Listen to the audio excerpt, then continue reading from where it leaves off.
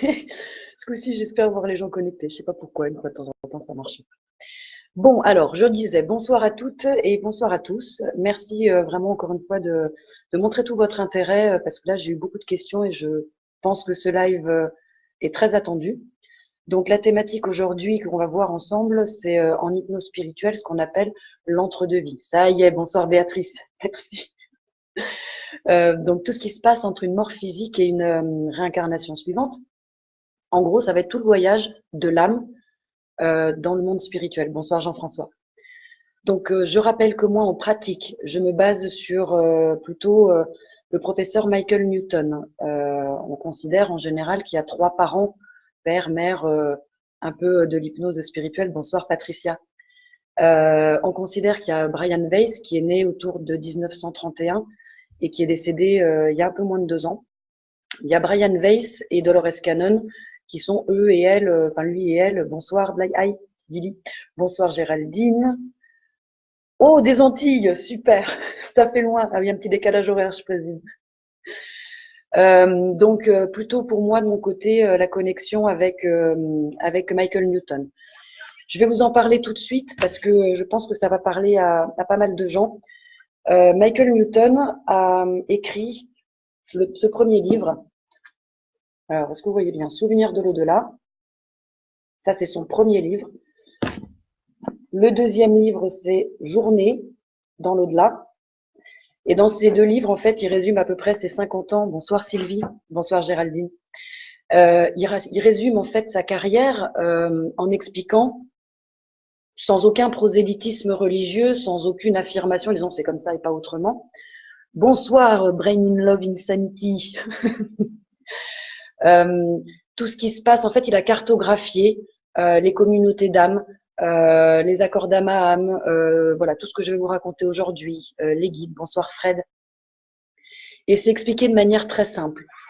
Dans le même style, vous avez de Brian Weiss, Une même âme, de nombreux corps, qui a à peu près le même travail, qui est pas tout à fait expliqué de la même manière, mais qui, je pense, là aussi, bonsoir Chantal, qui devrait vous éclairer. Alors, ceux qui ont l'intention de faire une séance d'hypnose spirituelle, que ce soit avec moi ou avec quelqu'un d'autre, peut-être ne lisez pas les livres avant. Je vais vous dire pourquoi, parce que j'ai fait cette erreur-là et en fait, tout le long de mes propres séances personnelles, j'arrêtais pas de me dire oui, c'est parce que je raconte ça, parce que je l'ai lu.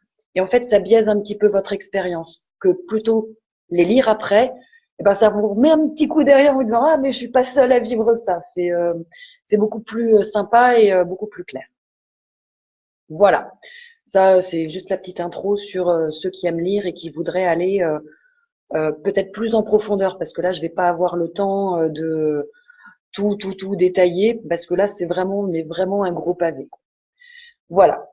Donc, j'attaque le voyage de l'âme après la mort et un petit peu toute la vie dans le monde spirituel. Alors, quand on meurt, notre âme, elle sort de notre corps. En général, ce qui sort des séances, c'est que la plupart des clients se souviennent avoir regardé leur corps, avoir vu les gens ou les scènes qui se passent autour de leur corps. Et les premières sensations qui sont décrites par les âmes, ce sont des sensations de liberté, de soulagement, de bien-être, de légèreté, de paix. Ils racontent à peu près tous, et chacun avec ses mots, que le corps est libéré de la matière, le corps est libéré de la notion de temps, de la gravité, de la douleur, et donc même de certaines émotions. Voilà, tout ce qui tient un petit peu au plan terrestre. Tout n'est pas parti tout de suite, mais il y en a quand même déjà beaucoup qui s'enlèvent. On entend aussi beaucoup dans les récits qu'au moment de leur mort, certaines personnes souhaitent rester près de leurs proches. Alors, ça peut aller jusqu'à l'enterrement pour les réconforter, ça peut être communiquer avec eux parce qu'il y a des choses importantes à dire, ça peut être, ils veulent terminer des choses qui sont restées inachevées. Donc, c'est pas surprenant que l'âme finalement ne parte pas tout de suite. Elle peut rester un petit peu et on n'est pas dans des errances, on n'est pas sur des fantômes du tout, c'est parce qu'il y a quelque chose. Bonsoir Isabelle. C'est parce qu'il y a quelque chose à terminer, il y a quelque chose à dire avant de partir. Et bonsoir Marc aussi. Donc ça, ce sont déjà deux choses différentes, pas pour l'instant les fantômes. Et en général, on entend certains clients qui disent sentir alors une traction, vers la lumière, ou il y en a d'autres qui vont raconter qu'ils voient plutôt ou des lumières, des êtres de lumière, des énergies, des proches, venir les chercher. Alors, bonsoir les amis, Isabelle, bonjour.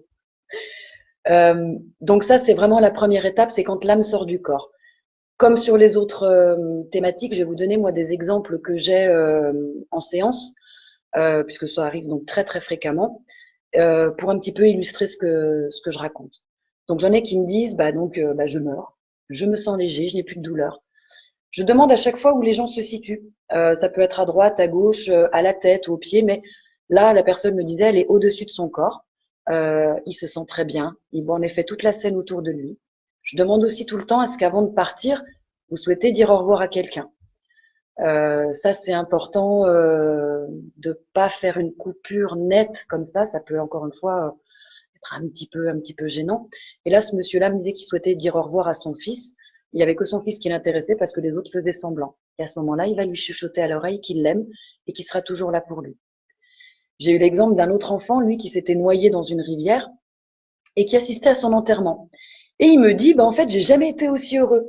Même s'il ressent toute la tristesse de sa famille qui est en train de le pleurer, lui, il est super bien. Il me décrivait qu'il était assis sur son cercueil pendant la cérémonie à l'église et qu'il regardait tous les autres. Donc, on le sent vraiment ce détachement parce qu'il était vraiment bien. J'en ai un autre qui m'avait dit, qui mourait, qui voulait dire au revoir à sa femme et à son bébé, et lui, il les a touchés. Et je lui fais, mais attendez, ils vous sentent quand même ou pas? Il me dit oui, ma femme et mon bébé me sentent. Ils sont tristes et il les a accompagnés jusqu'à l'église. Il me racontait qu'il a vu son cercueil ouvert et qu'il se promenait partout avec cette sensation de liberté, qu'il était à la fois heureux mais malheureux. Mais en même temps, il me dit c'est le jeu. Voilà. J'en ai une autre qui me dit qu'elle meurt et qu'elle se sent tout de suite légère, tout de suite libre, mais qu'elle est encore reliée à son corps par un fil, un peu comme un cordon ombilical. Elle est en train de planer, elle est transparente. Une autre qui me dit qu'elle se sent légère, apaisée, qu'elle voit qu'elle flotte à côté de son corps. Elle voit justement son mari et son fils autour d'elle. Donc elle va leur dire au revoir, elle va leur dire qu'elle les aime et qu'ils vont se retrouver dans une autre vie. Et elle a chuchoté à l'oreille de son mari. Je fais pareil, vous pensez qu'il a entendu? Il dit oui, il s'est redressé, il a entendu. Et à ce moment-là, elle me dit qu'elle sent justement des présences qui sont en train de l'attendre, des personnes qui viennent la chercher pour l'amener vers quelque chose de plus doux. Je vous garde à chaque fois les termes que ces gens-là me donnent en séance, c'est important. Et une dernière pour l'exemple, voilà, une qui me dit qu'elle meurt, elle sort de son corps, et là elle me dit je sens que j'ai toute la place. Je suis plus limitée par une enveloppe. Et elle se sent à ce moment-là enveloppée d'amour, d'énergie et de chaleur. Bonsoir Eric. Donc ça, c'est vraiment des descriptions types que je peux avoir en séance. Donc il faut retenir que juste après la mort, les âmes, elles se sentent soudainement différentes parce qu'elles sont plus encombrées par ce corps, par ce cerveau, par ces émotions, par la temporalité, par la gravité. Alors attention, il y en a qui mettent plus de temps que d'autres à s'ajuster à cette situation. Je vous ai aussi déjà expliqué que je crois que c'était le live précédent, ou encore avant, que l'énergie de l'âme, elle pouvait se diviser. Elle pouvait vivre des existences parallèles dans d'autres corps. Elle peut laisser une partie de son énergie dans le monde spirituel. Donc, il faut savoir aussi que c'est pas anormal de voir en séance des défunts ou des vivants. Alors, quand il y a des vivants, moi, je préviens les gens avant, en leur disant, soyez pas surpris, ça veut pas dire qu'entre le moment où vous êtes parti et le moment où vous êtes arrivé en séance, la personne, elle est morte. Non. On parle et on travaille avec la partie non incarnée de notre âme, la partie qui est restée dans le monde spirituel. Donc, on peut avoir des vivants et des défunts en séance, mais c'est vraiment cette partie divine, cette partie de notre âme avec laquelle on communique. Merci Isabelle. Première étape, la sortie du corps. Deuxième étape, en général, c'est un peu comme ça que c'est décrit, on parle de la porte vers le monde spirituel. Là, c'est vraiment une étape où les clients que j'ai, ils me disent se déplacer en direction d'une lumière. Alors, on rigole souvent parce que il y en a qui se déplacent lentement, il y en a qui vont super vite, il y en a qui volent, il y en a qui flottent. Ça dépend un petit peu de leur degré de maturité, puis je les fais un petit peu essayer et s'éclater, quoi. Alors, vous marchez, ouais. Ça vous dit pas d'essayer de flotter? Ah, bah si, oh, je peux flotter et tout. Et du coup, on va un peu plus vite, parce que je fais, oui, oh, le chemin, il est long quand même, hein, on peut gagner un peu de temps. Donc ça, les descriptions, en tout cas, elles sont assez similaires sur on va vers cette lumière. Et dans ce que j'entends, c'est clair, c'est lumineux, Je me sens aspirée vers un tunnel. Je flotte, toujours avec ces sensations de liberté. On me dit que ça les attire, par exemple, devant. Alors j'en ai une qui m'a fait rire parce qu'elle me disait j'ai les bras écartés. Elle a une robe légère, une robe blanche, mais qu'elle était vraiment bien attirée vers cette lumière. Alors c'est un peu pris pour Superman, mais elle a bien rigolé, c'était sympa.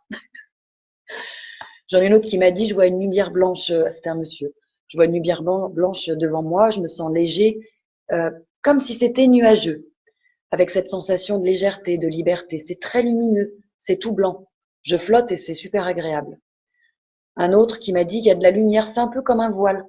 C'est un espace très lumineux, un environnement laiteux. Alors, ce qu'il faut savoir, c'est par rapport au tunnel. La lumière au bout du tunnel, c'est clairement pas une illusion. L'illusion, en fait, c'est le tunnel. Ça dépend des gens et ça correspond encore une fois à nos croyances ou à nos constructions terrestres. Il y en a qui vont clairement voir un tunnel. Il y en a, ça va être un chemin plutôt caillouteux ou arboré.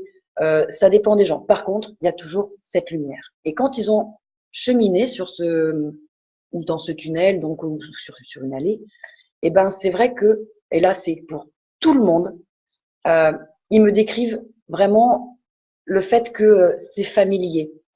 Alors ils reconnaissent pas forcément les éléments, mais ils me disent c'est familier. Et après, selon les gens, les visions vont différer. Par contre, elles sont toujours belles. Il y en a qui vont me parler de musique, il y en a qui vont me parler de paysages. Ça, encore une fois, c'est vraiment dû aux constructions personnelles et au système de croyance. Mais toujours connu, toujours familier pour toutes les âmes qui passent par cette porte, par ce tunnel. Donc j'ai là aussi un ou deux exemples. J'en ai une qui me dit, sur ce chemin vers le monde spirituel, elle me dit qu'elle est dans un espace vaporeux, lumineux, blanc. Et tout d'un coup, elle voit un bâtiment arrondi. Et elle trouve que c'est très agréable d'être là. Les mots, c'est « je suis chez moi ». C'est reposant, familier. Il y a plusieurs personnes regroupées, tout habillées de blanc. J'ai une autre personne qui m'a dit qu'elle arrive dans un endroit lumineux, de nouveau, familier. Elle est chez elle. Elle me décrit une cité toute blanche avec des constructions rondes, un peu comme des bulles. Et elle me dit c'est animé, hein, il y a du monde, mais alors c'est pas bruyant. Tout m'est familier, je suis bien. Les gens ont des vêtements blancs, impalpables, qui flottent autour du corps. Donc ça, c'est la deuxième étape du voyage de l'âme. Le troisième, en général, c'est ce qu'on appelle, bonsoir Émeric Aurélien, la troisième étape, ça va être ce qu'on appelle le retour à la maison. Et quand moi je parle de ça, c'est pas évidemment notre maison terrestre dans mes discussions, c'est toujours dans le monde spirituel. Là, on a des descriptions où les âmes sont accueillies par des âmes qui sont proches. Alors, les distinctions qu'on va pouvoir faire, c'est que selon le degré de maturité de l'âme et surtout de ses besoins, l'âme va être accueillie soit par de nombreuses personnes, soit par que quelques personnes. Alors ça peut être des vivants, hein, et comme je vous l'ai dit, ça peut être des défunts. Quand il y a beaucoup de monde, en général, c'est un peu une fête. C'est une jolie réunion, il y a beaucoup de joie. Mais l'âme, elle peut être accueillie tout simplement par un guide ou par une âme sœur. C'est un accueil qui se fait beaucoup plus dans la paix, dans le respect. Ou même, l'âme, elle peut être accueillie par personne. Tout ça, ça dépend du degré d'évolution, du degré de maturité de l'âme.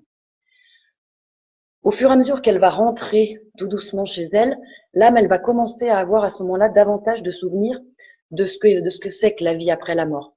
Elle va commencer à se souvenir de ses vies antérieures. Elle va commencer à être plus à l'aise avec le processus. Là, c'est vrai que j'ai une très très jolie description d'une femme qui me dit « je suis tranquille ». C'est comme si je rentrais à la maison. Alors, je vois des formes, quelque chose de diaphane, un peu comme de la lumière. Elle me dit « mais ils ont des corps de lumière, mais pas de peau ». Et ils me prennent dans leurs bras. Elle reconnaît un de ses amis, qu'elle connaît sur Terre, qui s'appelle Hervé. Et elle me dit, il a une silhouette fine et transparente. Et tout de suite, il lui dit, bah tu vois, on se retrouve. Et elle me dit, sa présence, elle est rassurante. Et en plus, il commence à lui faire un petit clin d'œil complice. Et elle me dit, voilà, il n'y a pas besoin de discuter, ça se fait dans le respect. C'est une âme sœur. Et elle reconnaît un autre ami qui, lui met le bras autour de l'épaule. Il lui dit, cette phrase est magnifique, je te reconnais en tant que tel. Et tous les trois, ils commencent à cheminer vers une ville pour retrouver les autres. Elle me dit, on flotte. On est un peu comme sur une route qui va vers un grand soleil. Et elle me dit, je me sens aspirée vers ce soleil. Ils font plus qu'un avec le soleil. C'est lumineux. Et d'autres âmes sont là maintenant, à côté. Et elle entend une voix masculine, grave et rassurante, qui lui dit, bienvenue. Et on lui explique qu'elle n'a pas besoin de beaucoup de soutien parce qu'elle est assez forte. Ça, c'est vraiment un très très joli, une très jolie arrivée finalement à la maison. Quatrième étape du cheminement de l'âme, c'est ce qu'on va appeler l'orientation. L'orientation, il va y avoir deux petites choses dedans. Premièrement, l'âme va faire un arrêt dans ce qu'on va appeler des aires de guérison, pour favoriser la guérison de l'âme, et surtout, c'est pas un joli terme, parce que l'âme ne peut pas être blessée, mais elle peut être fatiguée, donc ça va être plutôt pour la revitaliser. Si je mets des mots terrestres, c'est un dispensaire, c'est un hôpital de campagne pour les âmes.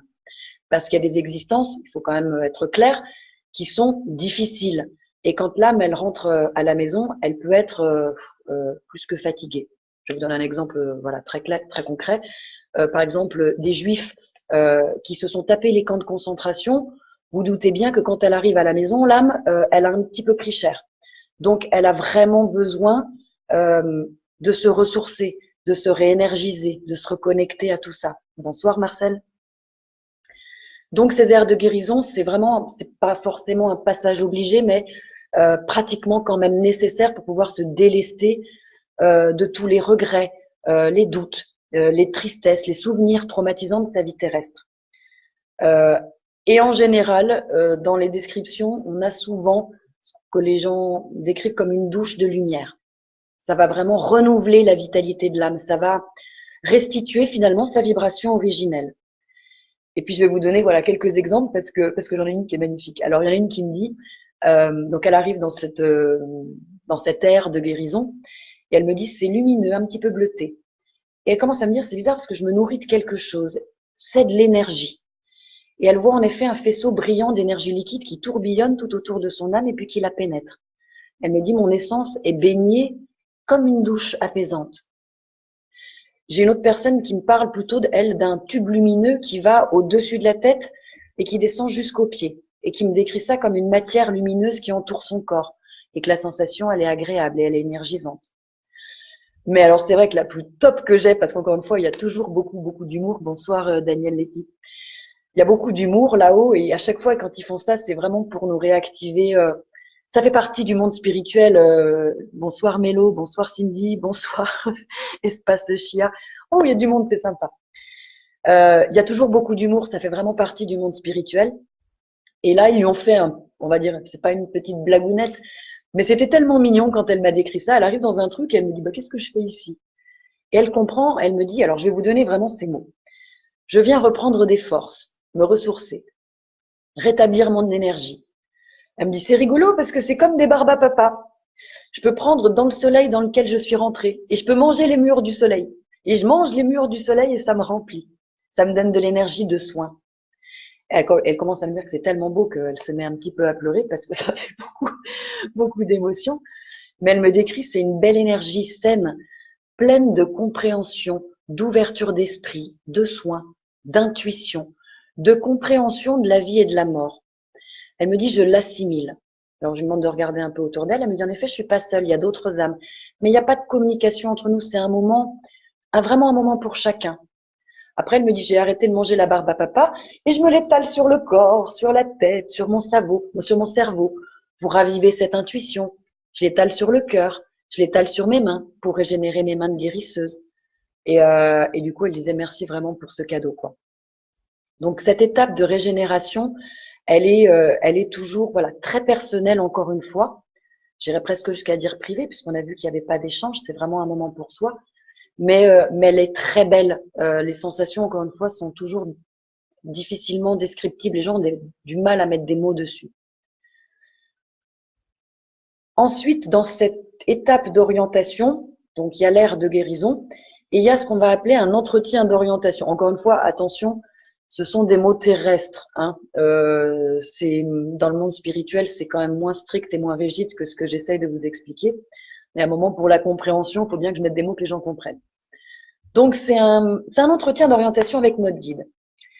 On va faire un peu comme une récapitulation de la vie qui vient de s'achever. pour permettre à l'âme de finir de se libérer émotionnellement et surtout de se réajuster au monde spirituel. Donc, pendant ce moment, on va discuter avec notre guide de tout ce qui s'est passé dans notre vie.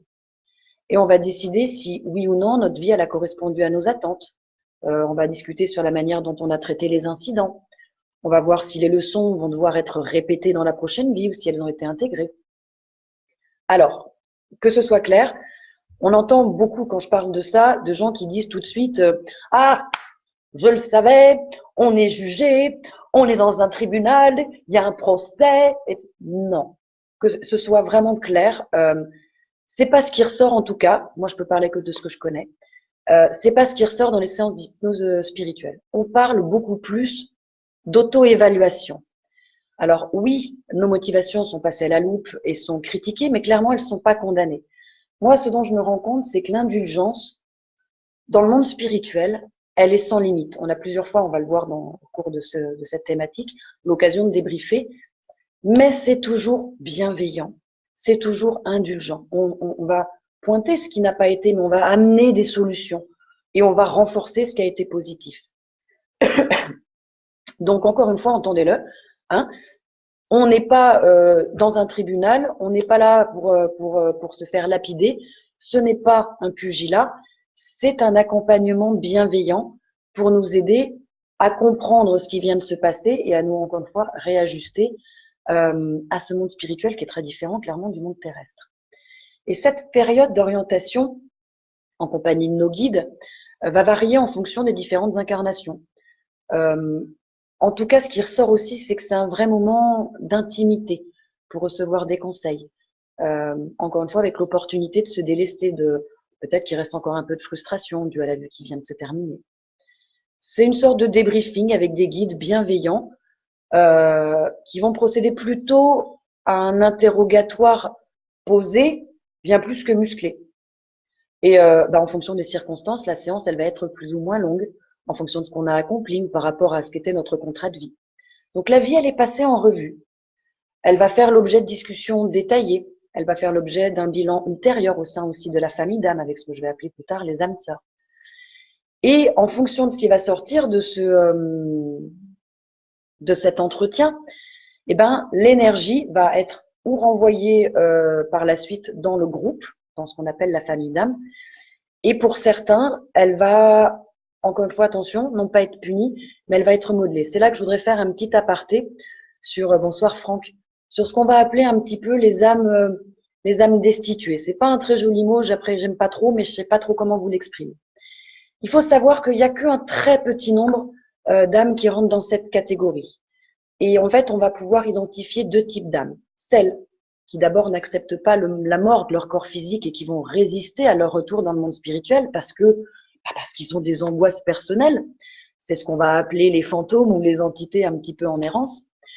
Et elles vont choisir finalement de rester de leur propre gré sur le plan terrestre pendant un certain temps. J'en parlerai dans un autre live parce que je travaille aussi là-dessus. On va trouver plutôt les âmes suicidaires, les âmes confuses, des âmes désespérées, des âmes apeurées. Et du coup, avec ou des passeurs d'âmes, ou des exorcistes, ou quand on appelle les guides, on va pouvoir les aider à rentrer. Donc ça, c'est pas grand-chose. C'est les âmes qui ne rentrent pas tout de suite, qui préfèrent rester encore un petit peu sur Terre. Et il y a celles qu'on va qualifier, alors je vais essayer de choisir mes mots parce que encore une fois là-haut, c'est pas ces termes-là qu'ils utilisent.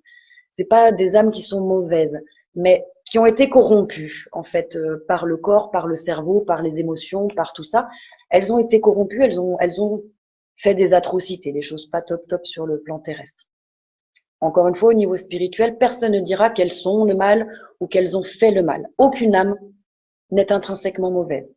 L'âme, elle est toujours pure, elle est toujours baignée de lumière, elle est toujours dans cet amour, etc. Donc pour ces âmes-là, il n'y a pas de lieu où on va les condamner à vivre d'intenses souffrances, il n'y a pas d'enfer, il n'y a pas de châtiment, tout ça. Par contre, on va les amener dans des centres qu'on va appeler, encore une fois, vocabulaire terrestre, des unités de soins intensifs.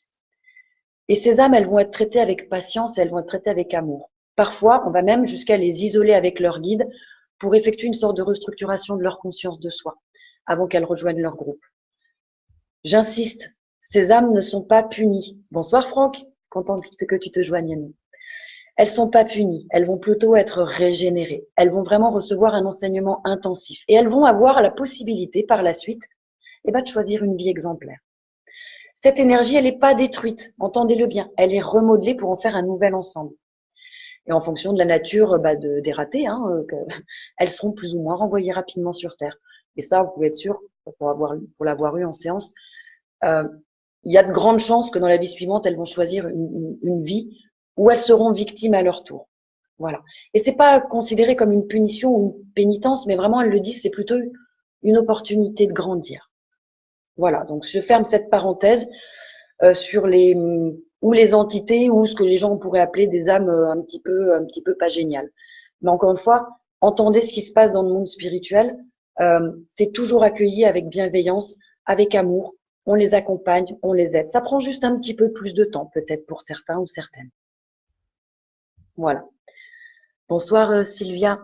Pas de souci pour le retard, sinon vous pourrez reprendre le début en replay. 5e étape, c'est l'arrivée finalement dans le groupe. Après avoir eu la douche de lumière, après avoir travaillé sur notre vie précédente, on va transiter pour rejoindre notre groupe d'âmes. Alors c'est un voyage, alors je vais mettre des mots, c'est un voyage vers notre résidence en fait habituelle dans l'au-delà. Là, on va voir de nombreuses âmes différentes, mais à peu près de même niveau, et elles vont se diriger à travers, ça dépend des descriptions, mais souvent c'est des tunnels lumineux, avec un petit peu comme une masse de lumière mouvante. Les clients, moi, ils me décrivent souvent ce moment comme très excitant parce qu'il n'y a pas de ténèbres. C'est de la lumière pure. Et puis, c'est aussi le moyen pour nous de rencontrer notre famille spirituelle, les âmes finalement qui sont à un stade similaire dans leur évolution et des âmes avec qui on partage des vies. On partage avec nos âmes sœurs. Donc là, juste pour le cheminement, cette transition entre le monde spirituel et l'arrivée dans le groupe d'âmes, moi, j'ai une cliente qui me dit qu'elle se trouve dans un tunnel et qu'elle entend un bourdonnement. Et là, elle commence à voir des faisceaux, un peu comme des aurores boréales. Et elle glisse, elle flotte, elle vole. Et elle n'a pas peur, parce que je l'ai fait encore une fois s'amuser, les gens. Et elle me dit, je peux contrôler mon déplacement. Mais elle me dit, c'est paisible. Et la lumière, là, une fois de plus, en tout cas, ça sort comme ça, elle est blanc-bleutée. Donc on transite, et on arrive un petit peu à la 6e étape. C'est notre retour dans notre famille d'âmes. Alors, en combien de temps, attendez, parce que si j'ai des questions. En combien de temps sommes-nous réincarnés? Alors, c'est fluctuant, personne ne nous force. Je vais le reprendre un petit peu plus tard. On n'est pas obligé de se réincarner. Si on est très clair, si l'âme n'a pas envie de se réincarner, personne ne vient vous embêter. Maintenant, l'âme, elle n'est pas idiote, elle sait qu'elle a besoin de grandir et d'évoluer, donc à un moment, d'elle-même, elle va choisir de se réincarner. Et donc, il peut y avoir, je sais pas, en plus, il n'y a pas de notion de temps là-haut, quoi. C'est pas du tout comme nous. Et si je devais parler en temps terrestre, il y en a qui peuvent se réincarner quasiment, je veux dire, dans l'année ou dans les quelques mois. Et il y en a qui ne se réincarneront pas pendant des centaines d'années, voire même des milliers. Ça, je le redévelopperai un tout petit peu plus tard parce qu'il faut pas croire qu'encore une fois, on s'incarne ou on se réincarne parce que c'est une punition. On le fait pour nous. Si on a envie d'avoir la vie pépère et tranquillou là-haut, on nous embête pas. Mais c'est l'âme d'elle-même qui va dire, ouais, ok, il faudrait peut-être que je me bouge un peu. Ok, je me prépare, je vais y retourner. Allez. Et vous allez voir toutes les étapes que je vais détailler à la suite. Alors, bonsoir à Marie Romero, bonsoir 4GTD. Je continue. On arrive dans notre famille d'âmes. Et alors, cette étape, elle est absolument magnifique parce que c'est vraiment là qu'on va retrouver ce qu'on appelle nos âmes sœurs. Alors, je rouvre une petite parenthèse parce que sur le plan terrestre, sur le plan humain, j'entends beaucoup de choses. Donc, j'ai besoin de définir, moi, mon vocabulaire, ce que ça implique pour moi et avec quoi je travaille. J'entends toujours, je voudrais rencontrer mon âme sœur, c'est quand je rencontre mon âme sœur, oh, j'ai raté mon âme sœur. Alors, moi, dans mon travail, les âmes sœurs sont les âmes qui s'incarnent avec nous, qui font partie de notre famille d'âmes. Je vais les détailler un petit peu après. Ce sont les âmes qui vont nous donner, en tout cas, les plus grandes leçons, en positif comme en négatif, on va dire comme ça. Ces âmes sœurs, on s'incarne régulièrement ensemble. Et on n'en a pas qu'une. Par contre, on n'en a pas 25. C'est un petit nombre réduit, assez restreint. Moi, c'est de ça dont je parle quand je parle d'âme sœur. Ça peut être votre compagnon ou compagne de vie, mais ça peut être votre père, ça peut être un cousin, ça peut être un patron, ça peut être un voisin, ça peut être l'un de vos enfants. Les âmes sœurs ne s'incarnent pas toujours. C'est pas d'ailleurs le premier choix comme compagnon de vie. Voilà. Donc, quand on arrive dans notre famille d'âmes, on retrouve nos âmes sœurs. Et l'appartenance à un groupe va être déterminée par, alors attention, c'est pas très joli, le niveau d'évolution de l'âme. On en a déjà un petit peu parlé dans les thématiques précédentes. On a pu identifier plusieurs niveaux et c'est un travail que je fais quand je fais les séances pour comprendre qui vous êtes et qui on a en face de nous. Mais dans un groupe d'âmes, toutes les âmes ont à peu près le même niveau de conscience, bien que chacune a sa propre identité, donc ses propres défauts, ses propres points forts. Et du coup, en ayant des défauts et des points forts, toutes ces caractéristiques, c'est ce qui va permettre d'équilibrer le groupe. Alors, il y a des groupes d'âmes qui peuvent être pleins d'entrain, il y en a qui peuvent être hyper calmes, mais en tout cas, c'est toujours respectueux. Et cet accueil, il est toujours fait dans le respect de ce que l'âme qui rentre vient de traverser pendant cette existence terrestre. Donc, chacun des groupes va souhaiter la bienvenue aux âmes qui rentrent un petit peu à leur propre manière. J'ai plusieurs descriptions. Ça peut être simplement un baiser, ça peut être des rires, ça peut être des blagounettes, il y a beaucoup, encore une fois, d'humour. Ça peut être des danses, il peut y avoir des fêtes avec de la musique et du vin. En tout cas, c'est toujours un esprit de camaraderie et un amour profond qui ressort de ces descriptions-là quand les gens, quand les âmes retrouvent leur famille. Alors, je vais essayer de vous expliquer un petit peu maintenant les niveaux d'âme, en faisant simple. On va dire qu'il y a 3 niveaux. Les débutantes, les intermédiaires et les âmes plus expérimentées. Chacun de ces niveaux, il y a déjà encore d'autres sous-parties qu'on a pu identifier. Je ne vais pas vous les détailler parce que ça n'a pas d'intérêt pour vous au jour d'aujourd'hui. Mais que vous compreniez un petit peu. Les débutantes, on va dire qu'il y a 2 types. Celles qui sont toujours jeunes en matière d'existence, donc ça veut dire qu'elles n'ont pas beaucoup d'incarnations, et celles qui se réincarnent déjà depuis un moment, mais qui sont immatures. Donc, quand on va parler un petit peu du profil des âmes débutantes, ce sont des âmes qui, en général, quand elles sont incarnées, je parle, qui pensent très peu par elles-mêmes, très influençables, très égocentriques, qui ont des difficultés à accepter les autres tels qu'ils sont. On va voir plutôt se dégager de l'immaturité, de la confusion, l'argent, la réussite, l'apparence. Ces âmes-là, moi, je suis pas la seule, mais bon, on les identifie avec leur couleur d'aura spirituelle. Là non plus, je voudrais pas m'étendre dessus, mais il faut savoir que les couleurs d'aura spirituelle n'ont rien à voir avec les couleurs d'aura terrestre. Alors attention, on va pas inventer de nouvelles couleurs. Donc voilà, ce sont les mêmes couleurs, mais les significations sont pas du tout similaires, par exemple au chakra ou aux couleurs des corps subtils ou aux couleurs d'aura terrestre. Et en plus, l'aura spirituelle ne va pas fluctuer comme l'aura terrestre en un quart de millième de seconde selon notre humeur, notre état de santé ou des choses comme ça. L'aura spirituelle fluctue sur des centaines, voire des milliers de vies. Donc, on peut identifier les âmes débutantes par leur couleur d'aura. Moi, je vais être très directe. À l'inverse du professeur Newton, lui, il me dit, pardon, il ne parle pas à moi personnellement. Il dit dans ses livres qu'il a beaucoup d'âmes débutantes. Moi, j'ai beaucoup plus des âmes intermédiaires et des âmes expérimentées. J'ai une petite idée du pourquoi, mais je sais pas. Alors, au niveau des âmes débutantes, il faut pas les critiquer, ces gens-là, parce que moi, j'ai tendance à dire, je fais un parallèle avec le monde terrestre. Quand on parle de la scolarité, par exemple, il y a la maternelle, première section, deuxième section, troisième section de maternelle. Il y a ensuite la primaire, donc CP jusqu'au CM2, le collège, le lycée, accessoirement la fac. Bon, les âmes débutantes, c'est des gamins de maternelle qui se tirent les cheveux dans la cour de récréation. C'est un peu ça. C'est un peu pipi caca. C'est pas très poussé, mais en même temps, vous pouvez pas leur demander de faire beaucoup plus, c'est de leur niveau. Vous n'allez pas dire, oh mon Dieu, qui est con, avec la pâte à modeler, il a fait une boule. Ben, c'est ce qu'il fait à son âge. Et puis vous êtes un petit peu déjà passé par là. Et un élève de collège ou de lycée, vous n'allez pas vous dire, mon Dieu, qui est con, il est en train d'apprendre à faire des divisions à 4 chiffres. Bon, je suis pas très bonne en maths, je suis sûre que c'est pas du niveau collège ou lycée, mais c'est pas grave. Parce que tout simplement, vous croyez que vous êtes au niveau, je sais pas moi, des logarithmes népériens. Dans le fond, un élève est un élève, qu'on parle de maternelle, primaire, collège, lycée ou fac. Dans le fond, une âme, elle est toujours belle, pure, accomplie, lumineuse. Mais si on regarde dans la forme, un petit jeune, il peut pas faire la même chose qu'un plus âgé.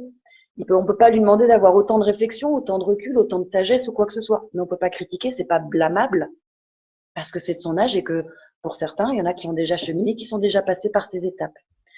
Alors, au niveau du fait qu'il y ait, pour moi, beaucoup d'âmes débutantes, c'est une des explications à l'état un petit peu de la Terre actuelle. La population mondiale, d'abord, elle se multiplie rapidement. Et donc, forcément, les bébés ont aussi besoin d'une âme. Donc, ça, ce sont des facteurs qui vont influencer le pourcentage d'âmes qui sont au début de leur évolution. Parce qu'évidemment, il y a des maternités dans l'au-delà pour tous ces petites âmes toutes jeunes. On l'a aussi déjà vu, l'âme étant énergie pure, elle n'a pas de genre. Elle n'est pas ou masculine ou féminine. Sauf que pour s'incarner, il faut bien un moment faire un choix. Et il faut savoir que certaines âmes débutantes ressentent parfois un inconfort dans le corps physique. Donc elles peuvent être un petit peu perdues ou avoir aussi des problèmes d'identité au cours d'une vie. Les âmes plus évoluées, elles vont adopter un sexe, elles vont alterner plutôt un sexe masculin ou un sexe féminin, parce que le désir de s'exprimer va être une motivation importante. Et il y a aussi des apprentissages très différents que les âmes vont venir expérimenter dans des corps. Donc voilà un petit peu sur les âmes débutantes ce que je pouvais vous dire. Les âmes intermédiaires, elles ont déjà cheminé. Elles ont donc acquis beaucoup plus de maturité. Elles ont aussi beaucoup plus d'expérience pour fonctionner de façon plus autonome. Elles ont plus de responsabilités, des plus hauts standards de moralité, de conduite, de modestie par rapport à leur réalisation. Ce sont des gens qui vont aussi avoir tendance à faire confiance, consciemment et inconsciemment. Elles vont avoir une vision de l'avenir qui va être plutôt empreinte d'espoir, empreinte de confiance, qui vont exercer un effet positif sur leur entourage. Et ces âmes, elles vont commencer à avoir plus de responsabilités face à des entités plus jeunes. Ça va être un peu comme une période d'essai pour apprendre à devenir guide. Alors attention, hein, toutes les âmes, un, n'ont pas les qualités requises, deux, ne sont pas prévues pour être guides, pour être prof, pour être enseignant. Elles ont pas comme toutes les âmes n'ont pas comme spécialité l'enseignement ou la guidance. Je parlerai des spécialités un petit peu après. C'est fonction de nos aptitudes. Les âmes intermédiaires, là aussi, on est sur d'autres nuances de couleurs, déjà un autre spectre. Et à ce niveau, on va pouvoir avoir quelques incarnations simultanées, c'est-à-dire être à deux endroits ou trois à la fois sur Terre. Je vous en ai déjà parlé.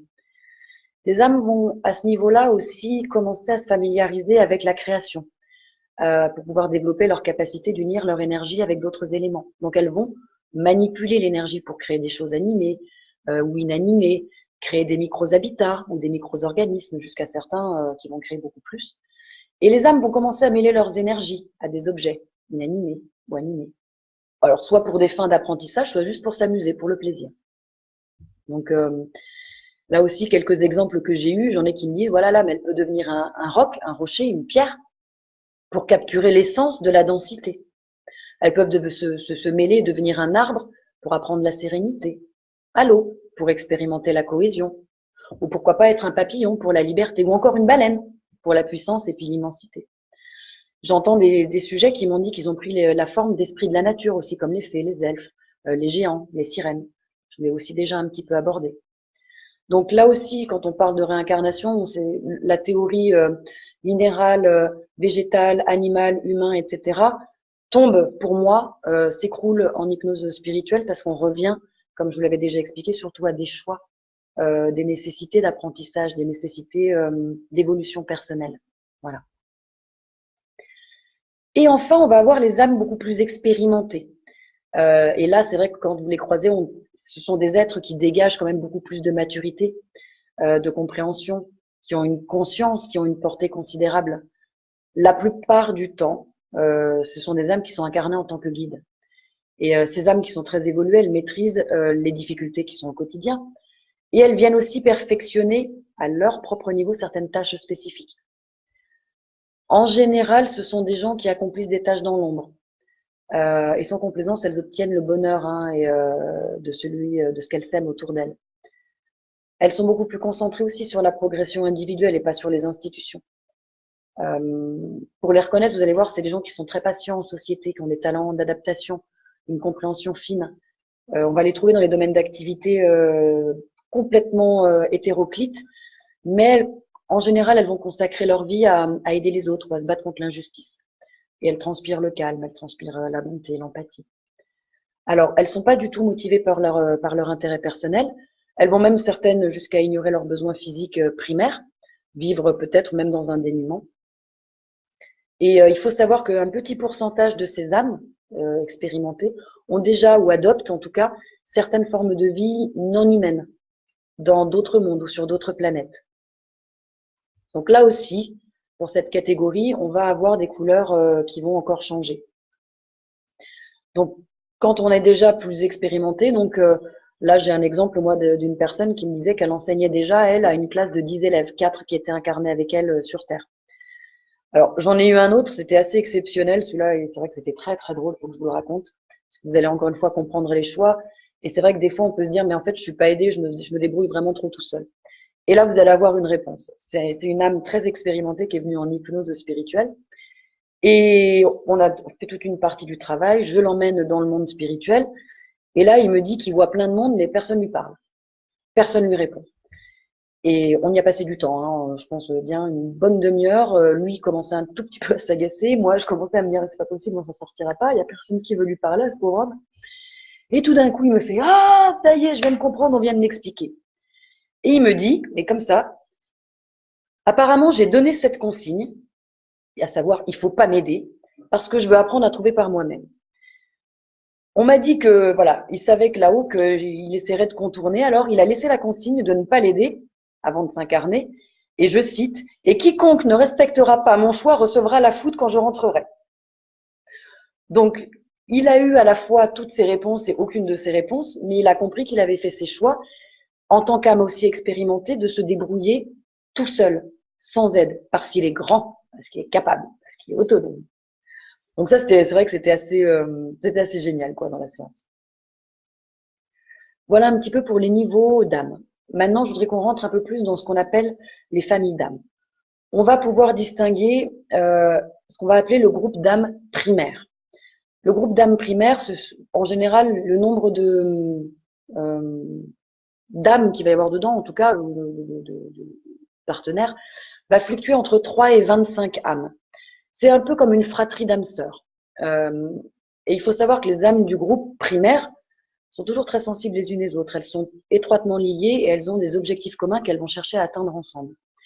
Et dans ce groupe d'âmes primaires, il y a encore un plus petit groupe d'âmes, en général 3 à 5, qui est très proche de nous. Ce sont nos âmes sœurs primaires. Et c'est elles, nos partenaires éternels, nos compagnons spirituels intimes. C'est ça vraiment nos âmes sœurs. Alors, je vais peut-être casser le moral à certains. Je vais aborder les flammes jumelles. Je vous ai déjà parlé qu'on pouvait donc diviser notre énergie pour pouvoir vivre des parallèles, en laisser aussi une partie dans le monde spirituel. Les âmes le font pratiquement toutes. C'est la dualité de l'âme. Mais je suis désolée de dire que moi, en séance d'hypnose spirituelle, je n'ai encore jamais trouvé un seul cas qui venait appuyer le concept des flammes jumelles. Alors, je l'entends, cette vérité n'est que la mienne. Pas de problème. Moi, je vous retranscris simplement ce que j'ai. Et d'après ce qu'on me dit, c'est qu'aucune âme n'est semblable au moment de la conception. Même lorsqu'on a deux âmes qui sont créées au même moment, à partir d'un seul œuf d'énergie, chaque particule d'énergie est unique et est créée pour une seule entité. C'est le rôle des âmes sœurs primaires. Elles sont vraiment là pour nous aider, pour aider chacun à atteindre ses objectifs. Et ce sont en rien des doubles de nous-mêmes. Donc, désolé pour ceux qui ont des flammes jumelles. Peut-être que je changerai d'opinion le jour où j'en croiserai. Pour l'instant, de ce que j'ai en séance, ça n'existe pas. Ce sont ce que moi j'appelle, en tout cas, les âmes sœurs. Donc, petit groupe, nos âmes sœurs primaires. Premier groupe, le groupe d'âmes primaires. Et après, on va avoir ce qu'on appelle les groupes d'âmes secondaires ou les groupes d'âmes affiliés.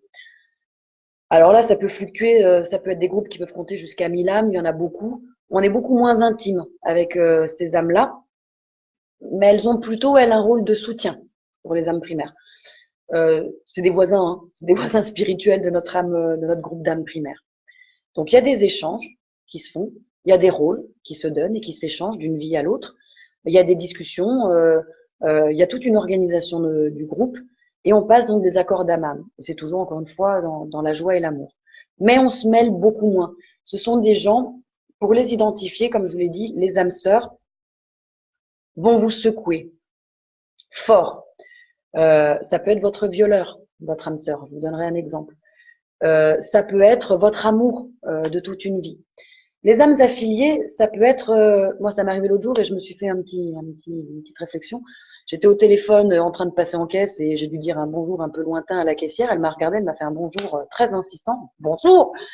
Et là j'ai posé le téléphone, j'ai pris mon plus grand sourire, je fais oui bonjour. Je pense que c'est une âme affiliée qui est faite pour me rappeler, vas-y, pose ton téléphone, t'as quelqu'un en face de toi, sois dans l'interaction. Donc c'est des petites choses, ça va pas changer notre vie, mais tous les gens que vous rencontrez finalement font partie de ces âmes secondaires, font partie de ces âmes affiliées. Et il y a toujours un petit truc à prendre. Donc là, pareil, je vais vous donner quelques exemples de groupes d'âmes, de familles d'âmes sœurs que j'ai pu avoir en séance. Donc j'en ai un qui me parle dans son groupe, ils sont 16. Il y en a 4 qui ne sont pas incarnés, 3 qui sont incarnés avec la personne qui me consultait, mais qu'il ne rencontrera pas, et les 9 autres qui sont incarnés avec lui. Alors évidemment, moi quand je suis en séance, on va identifier le père, les amis, etc. Et donc ils travaillent souvent ensemble, ils cheminent et grandissent ensemble. Par rapport à cette personne, on parlait de son père particulièrement, ils se sont déjà incarnés 15 fois, et très souvent avec des liens familiaux, frères, sœurs, parents, enfants, oncles, tantes, et une seule fois comme amis.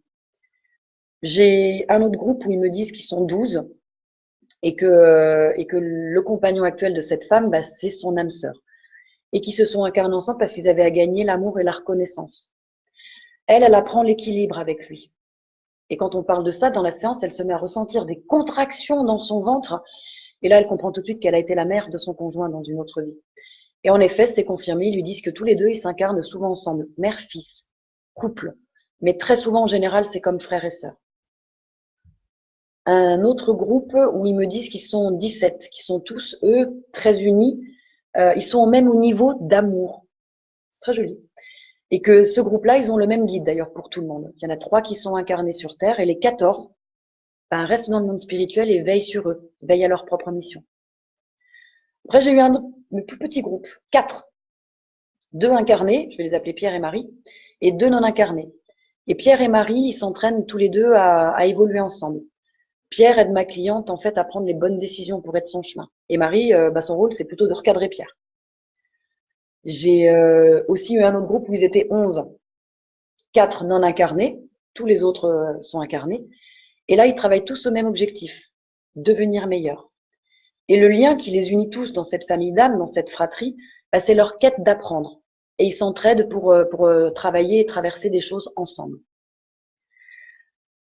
Alors, je garde 2 exemples importants pour la fin que je vais un peu plus détailler parce que voilà, il faut aussi savoir que dans les familles d'âmes, on va identifier les âmes sœurs ou voilà les frères et sœurs parce que des fois il peut y avoir des noms, des thématiques, des consonances, des sons très similaires.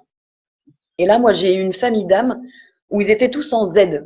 Alors, elle me décrit, ma cliente, qu'ils sont 7 dans sa famille d'âmes. Donc, elle s'appelle Zélia. Et dans la séance, il y a une de ses âmes sœurs qui vient la voir. Elle s'appelle Zirma. Et cette Zirma vient tout le temps pour l'aider, en fait, à lui donner confiance, lui donner des outils, lui redonner la flamme. Et là, elle me dit, d'ailleurs, je la vois, elle m'envoie des flammes sur tout le corps. Et cette Zirma, donc très présente au départ pour la rassurer et l'accueillir. Là-dessus, il y a une autre âme sœur qui arrive, Zuma, qui l'emmène voir son fils décédé dans cette vie-là.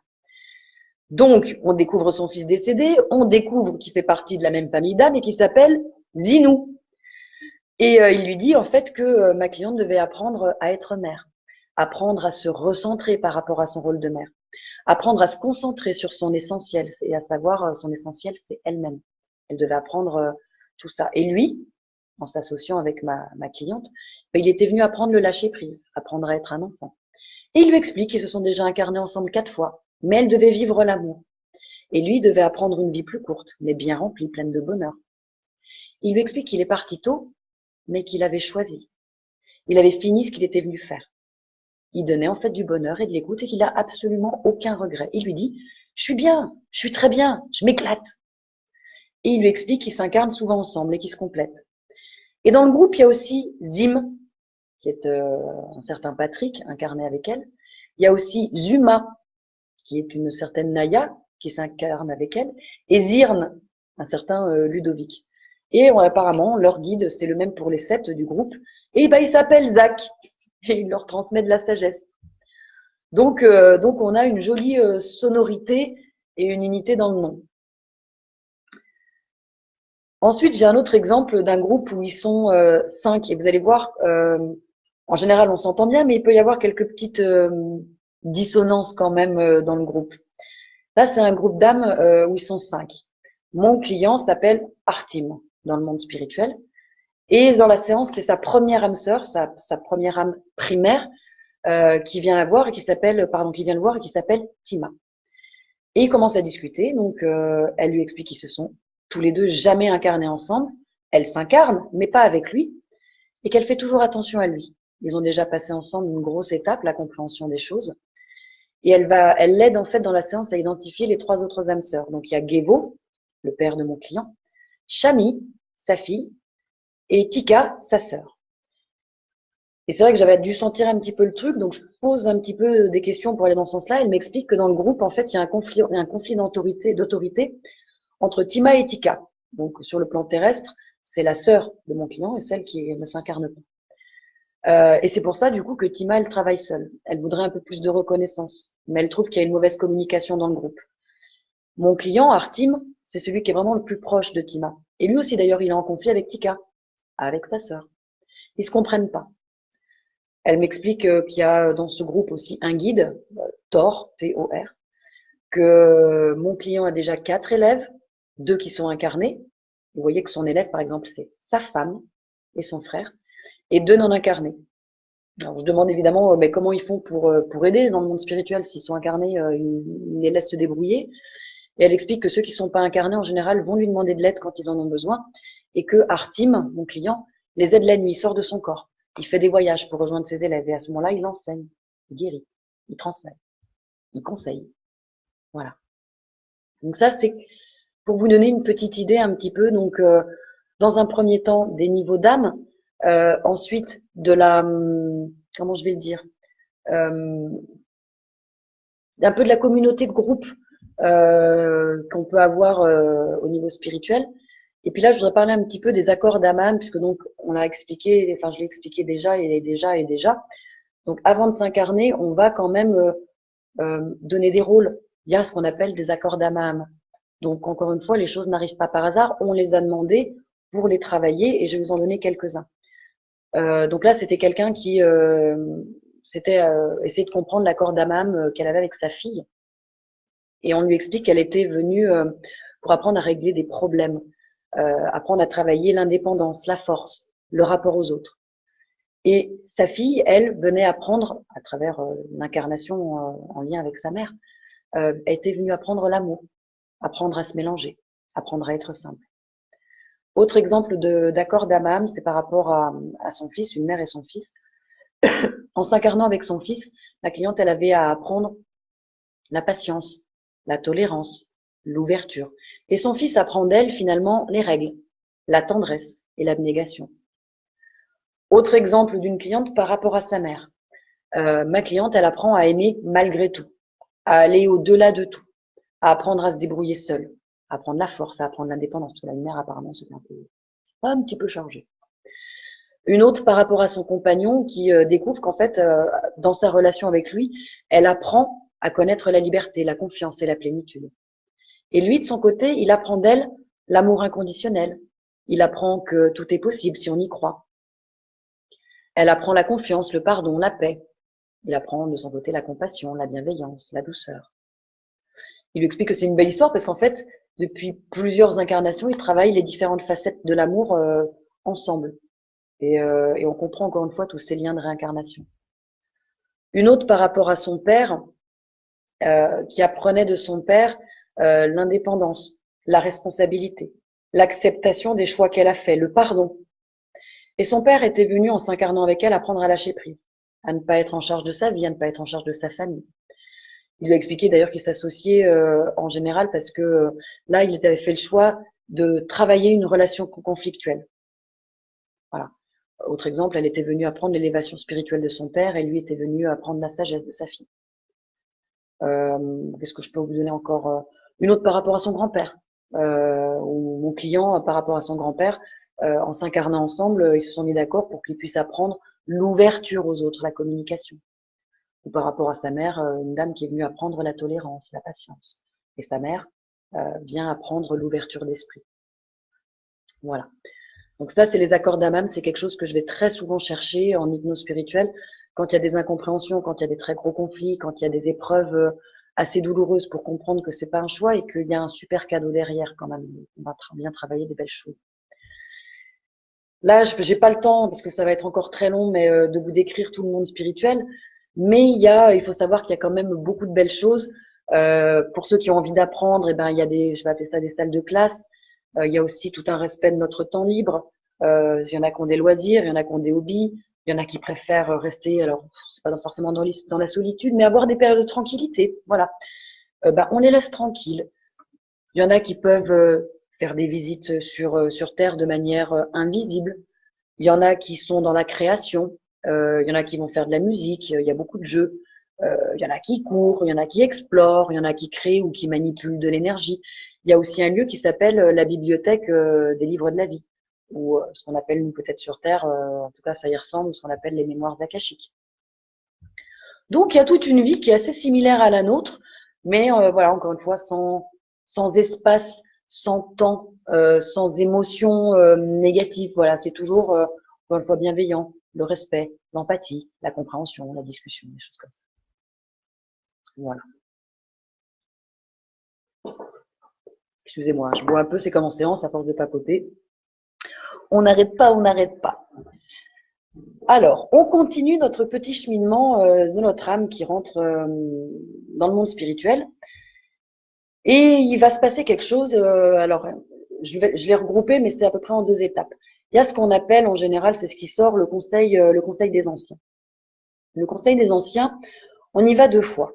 Il y a une première présentation, en général, assez rapidement après la mort, et puis une deuxième présentation juste avant de se réincarner, juste avant de renaître. Le conseil des anciens, il va fluctuer, là aussi, c'est variable en fonction du niveau de maturité, du niveau d'évolution, d'expertise de l'âme. Pour quelqu'un de typique, on va dire c'est entre 3 et 7 membres. Et pour une âme qui est plus évoluée, ça va plutôt fluctuer entre 7 et 12. On parle du conseil des anciens, on parle des anciens, parce qu'en fait, tout simplement, ils sont souvent décrits comme étant habillés avec des grandes toches blanches, des cheveux blancs, des barbes. Des fois, il y en a qui me décrivent qu'ils ont des emblèmes, des symboles ou des médaillons. Donc, dans toutes les descriptions, ces personnages-là sont décrits comme dégageant beaucoup de sagesse, beaucoup de bienveillance, clairement au-dessus des guides aussi, que ce soit clair. On n'est pas sur un niveau vibratoire de guide. On est un petit cran au-dessus encore. C'est pas joli le au-dessus, là oui, ils m'excuseront. Donc, je vais essayer de vous les séparer. Premier temps, donc peu de temps après le retour dans le groupe spirituel, l'âme, elle va être convoquée devant une sorte d'assemblée de sages. Voilà. Donc, là aussi, j'insiste, ce n'est pas un tribunal composé de juges ou une salle d'audience où les âmes vont être jugées. Les membres du conseil, ils vont nous parler de nos erreurs et de ce qu'on peut faire pour les corriger dans la vie suivante. En général, de ce que me racontent les personnes en hypnose, c'est surtout cette assemblée-là qui a le plus d'impact sur l'âme. Parce qu'au cours de cette réunion, en fait, les principaux choix qu'on a faits dans cette vie sont vraiment examinés, pour pas dire disséqués avec nous. La conduite, les responsabilités de nos actions sont évaluées, alors toujours avec beaucoup d'attention. L'âme, à ce moment-là, elle est hyper consciente de ses erreurs. En général, il faut savoir qu'on est aussi accompagné par nos guides pour plusieurs raisons. Ils nous apportent des éclaircissements ou des fois ils se font l'interprète d'un langage ou d'un concept qui est un peu crypté. Parce que des fois, l'âme, elle comprend pas ce que racontent les anciens.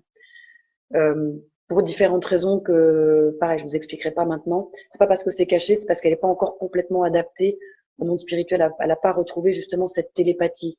La télépathie, c'est vraiment notre langage premier. C'est ce qui fonctionne plein pot d'ailleurs en hypnose spirituelle. Et comme les cerveaux sont pas encore équilibrés, déséquilibrés, et ben des fois l'âme elle comprend pas ce qui se dit. Donc le guide a tendance à traduire.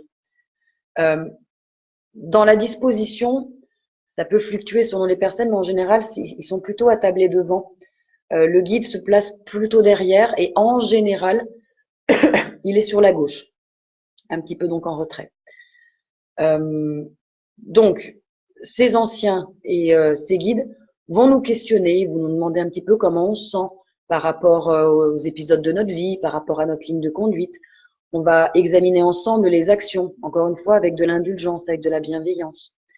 On va être aussi interrogé sur l'utilisation du pouvoir. Est-ce que notre influence, elle a été positive ou est-ce qu'elle a été corrompue par le besoin de dominer les autres? En gros, les anciens, ils cherchent à savoir comment aussi notre dernier corps nous a été utile. Est-ce que ça a servi ou est-ce que ça a entravé notre évolution? Ils posent ces questions-là parce qu'ils sont déjà en train de considérer le potentiel de notre prochain corps et de notre futur environnement, de notre prochaine incarnation. Voilà, donc ils sont en train de tester un petit peu nos sentiments. Donc là, moi, j'ai eu une personne qui m'a décrit ça. Alors elle est pas tout à fait comme celle qui mangeait la barbe à papa dans la configuration, on va dire classique, mais ça a pas loupé, on a reconnu. Alors il y a un gardien, quelqu'un qui emmène ma cliente dans une sorte de grotte, et elle me décrit plusieurs personnes âgées assises, accroupies. Elle me dit ils se ressemblent tous, ils ont pas de cheveux, les traits fins, ils sont âgés, ils ont des sortes de jupettes blanches et ils sont tous alignés horizontalement. Elle me dit son guide est en retrait et pour elle, il était plutôt à droite. Et dans les hommes qui sont âgés, face à elle, elle me dit il y en a un qui a une croix jaune sur l'épaule. Et elle me dit elle a l'impression que c'est un peu comme le chef. Et à ce moment-là, il s'avance, il lui prend les mains, il lui fait des pressions. Et il lui explique en fait qu'elle est là pour des conseils. Et il commence à lui dire il était temps. Sois sage. Tu as une force que tu n'imagines pas. Et il lui dessine une sorte de trident sur le sol, un petit peu dans le sable, dans la terre, quoi, pour lui expliquer qu'il y avait plusieurs chemins possibles à sa vie et qu'elle a jamais été sur sa route. Alors moi, j'étais un peu surprise. C'est vrai que c'est la première fois que j'entends aussi directement que ça, que voilà, il n'a à aucun moment été sur ta route. Donc je demande la question, genre ça peut se rattraper. Il me fait oui, bien sûr. Tout peut se rattraper, tout peut se rattraper, mais il faut qu'elle s'y mette. Et il lui dit, tu dois t'aimer. Il est temps pour toi de vider tes remords. Alors, en les verbalisant, en les exprimant, en les crachant. Alors, ma cliente, elle se met à cracher. Puis elle me décrit, mais je crache des formes. Et je crache beaucoup. Elle me dit, je crache des émotions comme la haine, je crache de la colère, je crache de la jalousie. Et elle me dit à la fin, elle me dit, je me sens, mais alors, vidée, mais beaucoup plus légère. Et c'est là que son ancien, je vais le dire comme ça, lui explique qu'elle a fait de mauvais choix, que c'était pas prévu, mais qu'elle avait son libre arbitre. Et d'une certaine manière, elle a beaucoup plus appris comme ça. Et c'est là que ma cliente, elle a commencé à prendre conscience de ses erreurs, qu'elle a pris conscience finalement du mal, non seulement qu'elle avait un petit peu répandu autour d'elle, mais surtout en elle. Et du coup, son guide lui prend la main, la rassure et il la fait ressortir. Moi, personnellement, quand j'ai eu mes séances, j'ai été au Conseil des Anciens et j'ai vu en effet des vieux barbus tous alignés sur une table. Moi, ils avaient un médaillon avec un signe des jumeaux, des poissons, le signe double. C'est pour me rappeler, je pense, la dualité je suis poisson, ascendant gémeaux, j'ai une histoire de jumeaux, la dualité de l'âme et tout ça. Mais c'est vrai que, et on sent au-dessus, alors, je vais reprendre. Déjà, les anciens, on sent qu'au niveau vibratoire, ils sont beaucoup plus forts, beaucoup plus élevés que les guides. Et dans ce lieu-là, on sent qu'il y a encore un autre truc au-dessus. Mais alors, magnifique, omnipotent, omnipuissant, omni tout plein d'amour. Euh, je pense en effet que ça, c'est ce que j'appelle la source. Voilà.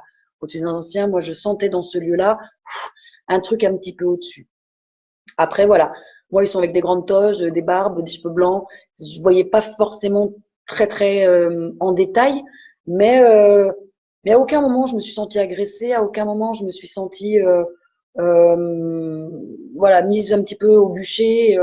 C'est bah ouais, encore une fois, je suis désolée d'avoir que ce mot-là à la bouche, mais c'est bienveillant, c'est tout sympa. Et les emblèmes ou les choses comme ça, comme moi, je vous parlais d'un médaillon, c'est pas pour tout le monde. C'est propre à chacun, encore une fois. C'est très souvent pour réactiver. On peut avoir un cristal, on peut avoir une couleur, on peut avoir un glyphe, des choses comme ça, quoi. Donc ça, c'est la première étape, juste après avoir perdu son corps et commencer son entrée dans le monde spirituel. Le deuxième moment où on va retrouver les anciens, c'est quand on va passer en revue finalement les objectifs et puis les plans qu'on va émettre pour la prochaine vie. En général, ce que les âmes disent, c'est que cette réunion, elle est clairement plus détendue que la première. Là, les discussions vont être centrées plutôt sur les choix de vie potentiels, les opportunités, les espoirs pour la future incarnation. Et ce conseil, là, il a plutôt comme rôle de nous encourager, de nous donner confiance au milieu des situations difficiles qu'on est déjà en train de réfléchir à se mettre sur le chemin. C'est donc là qu'on va commencer à se préoccuper de nos futurs choix. Le choix d'un corps adéquat pour la prochaine incarnation, le choix de notre prochaine vie, de l'environnement, évidemment le choix de notre mort. Faut pas être con, si notre âme elle choisit notre vie, elle va choisir notre mort. Il y a pas non plus de hasard. Donc, il faut avoir conscience que les âmes, elles choisissent délibérément ce que je vais appeler des corps imparfaits. Si on était dans la perfection, encore une fois, on serait juste pas incarné. des vies qui peuvent être plus ou moins difficiles, rudes ou violentes, pour travailler sur différents aspects d'une leçon qu'on avait déjà un petit peu travaillé et qui nous a posé des soucis complètement intégrés. Voilà pour le conseil des anciens. Autre étape, donc, bon, on a vu nos âmes sœurs, on a débriefé notre vie, on a été donc, on a décidé à un moment, peut-être falloir que je me bouge, je vais me réincarner. On vient de faire le conseil des anciens. Du coup, on va nous emmener dans une sorte de lieu, on va pouvoir sélectionner notre future vie, notre prochaine incarnation. Alors, on n'a pas le choix de 25 vies. C'est déjà assez, entre guillemets, épuré, parce que les guides, parce que les anciens, en fonction des discussions qu'on a eues avant, ont déjà un petit peu ciblé ce qui va nous correspondre. Donc, on va avoir la possibilité, dans ce lieu de sélection de la vie, on va pouvoir choisir où, quand, comment on va se réincarner. Et dans ce lieu, on va avoir la possibilité, finalement, même de voir le futur. On va même pouvoir tester certaines incarnations. Pour ceux qui se poseraient la question, ça correspond tout à fait, encore une fois, à ce qu'on raconte toujours du monde spirituel. Passé, présent, futur, tout se déroule un petit peu en même temps. Hein. On peut accéder aux vies antérieures, on peut accéder aux vies futures, tout en étant incarné, tout en étant là-haut, quoi. Donc ça pose pas de souci. On peut aller un petit peu dans tous les sens. Et en gros, le choix de notre future incarnation, elle va se baser sur 3 décisions.